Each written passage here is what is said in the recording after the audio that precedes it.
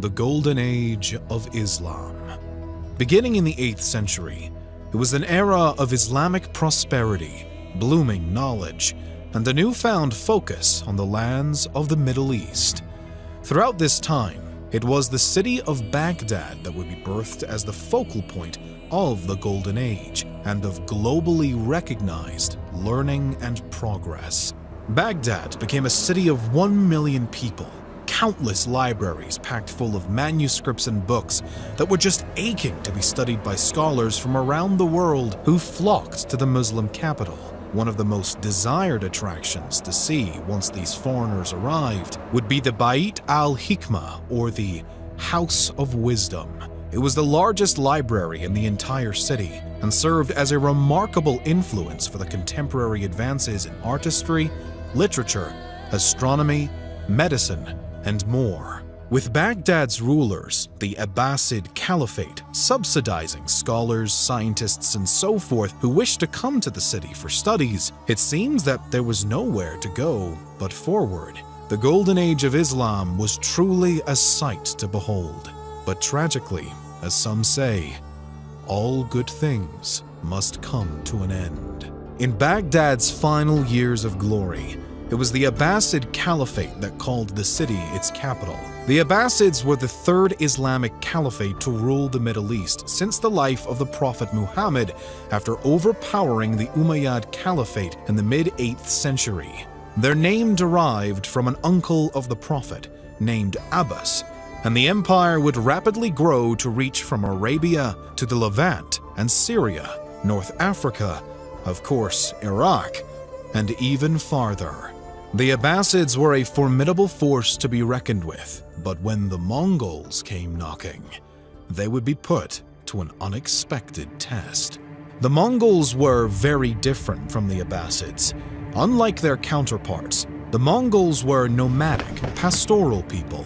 They scarcely settled down anywhere, and as a result, instead came into frequent conflict with more settled societies such as the Abbasid Caliphate.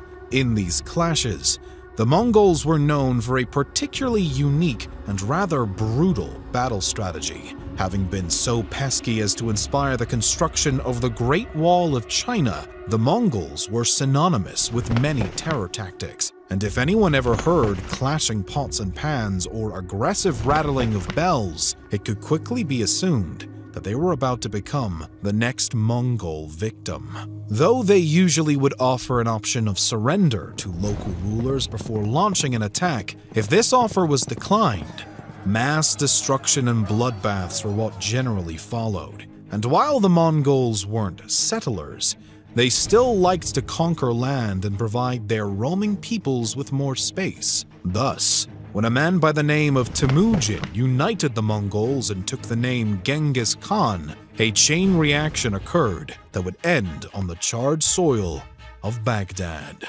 When the grandson of Genghis Khan, Hulagu, rose to power, the Mongol Empire really began to expand. Hulagu Khan spread his authority through Syria and was working to secure his grip on the lands of the Ilkhanate of Persia. This initially brought the Mongols into direct conflict with a Shiite group known as the Assassins, which in time, Hulagu managed to vanquish. His next obstacle now was the Abbasid Caliphate in Baghdad. Over the years and caliphs, the Abbasids had sadly begun to weaken both politically and militarily. They had become no strangers of paying tribute to the Mongols themselves, but the current caliph, Al-Mustasim, wasn't too concerned about what that might foreshadow. Still, the caliph had already heard rumors of Hulagu's goals and focus, but Al-Mustasim could not be convinced of the real threat that approached, in part due to the advice of his Grand Vizier. The problem with this Grand Vizier, however, was that he is believed to have had his own agenda, which flew in the face of his rulers. This was because previously, through grievous acts and decrees passed, the Caliph had been deeply offended by many of his Shia Muslim subjects, his Grand Vizier included. It is thus believed by many that the great advisor to the Caliph himself was the one to not only welcome the idea of a Mongol invasion, but in fact, to invite them. Whether this was the case or not is still up for debate, but what is known for certain is that the Caliph, for one reason or another, wildly underestimated the will and might of the daring Mongols. Al-Mustasim's first clue that his counterpart Hulagu was serious should have been when he sent the Caliph a letter demanding his and the city of Baghdad's surrender. Shockingly, it is said that Caliph Al-Mustasim replied with an ultimatum: go back to where you came from or besiege this city. The problem was that the Caliph believed that the whole of the Muslim world would undoubtedly come together to defend Baghdad if the Mongols ever so dared to attack the Abbasid capital. This, he would soon learn, was not true.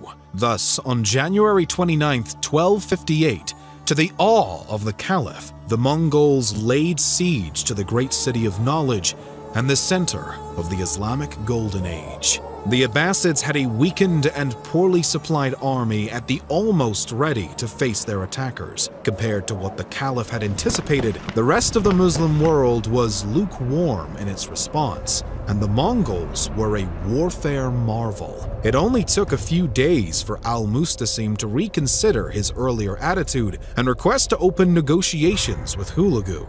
The Mongol Khan denied the Caliph's pleas.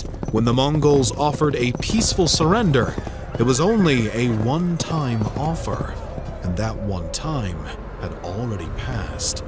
The siege carried on.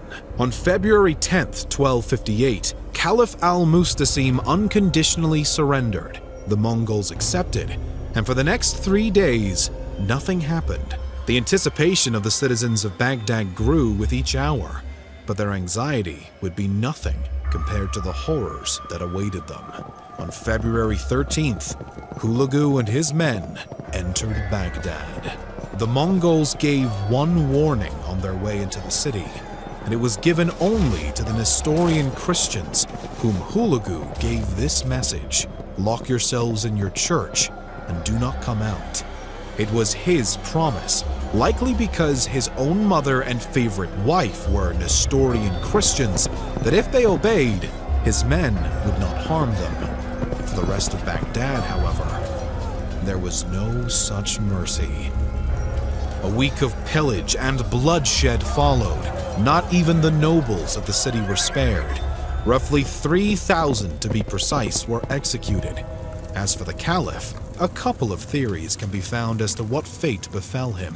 According to one story, Al-Mustasim was imprisoned in a room of his own gold and treasures, and if the travels of Marco Polo are to be believed, Hulagu said to the Caliph, "Eat of thy treasure as much as thou wilt, since thou art so fond of it."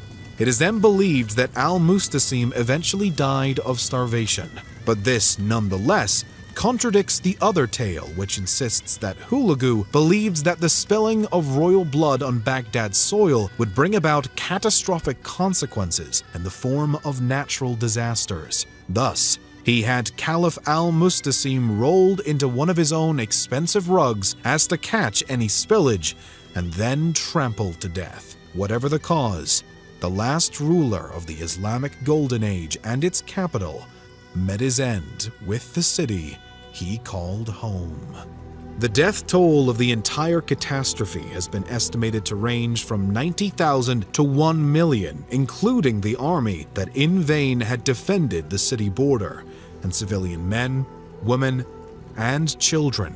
Baghdad itself was nearly leveled, and what was left was set ablaze and burnt to a crisp. It's said that the river Tigris ran red with blood from the massacre. That is, until the conquerors began throwing hundreds of thousands of books and manuscripts into the water. According to eyewitnesses, the Tigris now turned black from the ink of the priceless texts that would be read no more. The House of Wisdom and all its precious contents from this moment on were a thing of the past. The siege and subsequent destruction of Baghdad in 1258 was more than a loss for the Abbasids. It was more even than a loss for the Muslim world. In fact, it was a tragic calamity upon the whole of the world. A golden age, an era of prosperity, knowledge, art, and so much more had come to an end. There are hundreds of thousands of texts no one again will ever read. Centuries of learning and progress that never got to be had, at least not in the way they could have been. The fall of Baghdad was the fall of the center of a growing world and life for people around the world who trekked for days on end just to study at its house of wisdom, and one that sadly, too many of us have now forgotten.